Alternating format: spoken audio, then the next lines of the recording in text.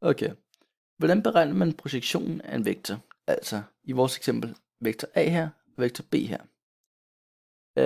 Projektion på dette billede, det vil selvfølgelig være den blå, fordi vi tager vektor A, så gør den parallel med vektor B, men med længden AB, altså en konstant, vi ganger på vektoren B. Så hvordan laver vi den? Ja, vi kan gå herhen og kigge. Vi kan gå herhen og kigge. Så kan vi se, så har vi nogle enkelte ting, vi ligesom skal huske på. Det er, at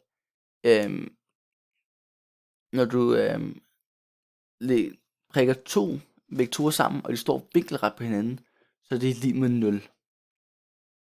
Og så ved vi, at vores vektor A, vores eksempel, er vektoren AB, altså projektionsvektoren plusset med C. Det giver meget god mening, hvis vi kigger her igen. Fordi definitionen af at lægge to vektorer sammen, det er, at du ligesom starter her, så har du vektoren A, for eksempel, plusset med vektoren B. Og resultatet, altså vektoren C, det vil så give den røde her i vores eksempel. Nu har vi bare andet navn til dem. Og så til sidst, så, som jeg fortalte før, så er projektionen af en vektor en konstant ganget på B.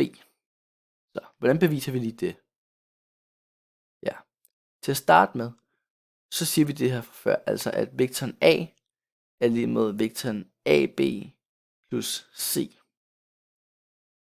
Og så har vi også AB er lige med en konstant gange med B.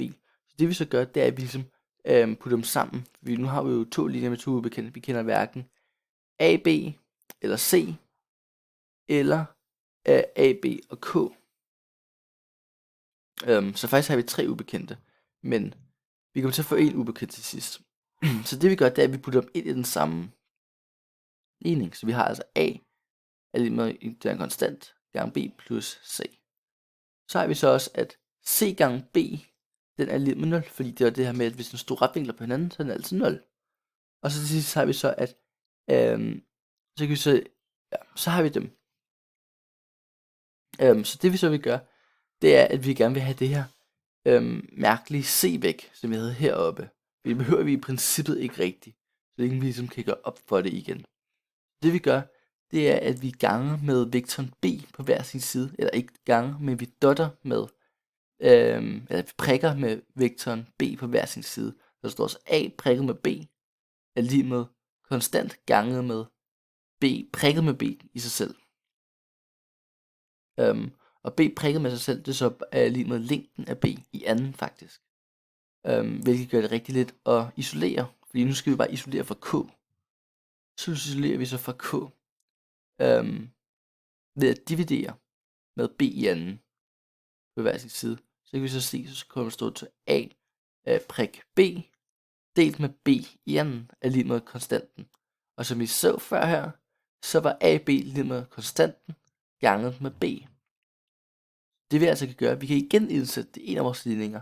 Så står der altså AB er lige med B ganget med konstanten, som vi lige har defineret som A prikket med B delt med B i anden.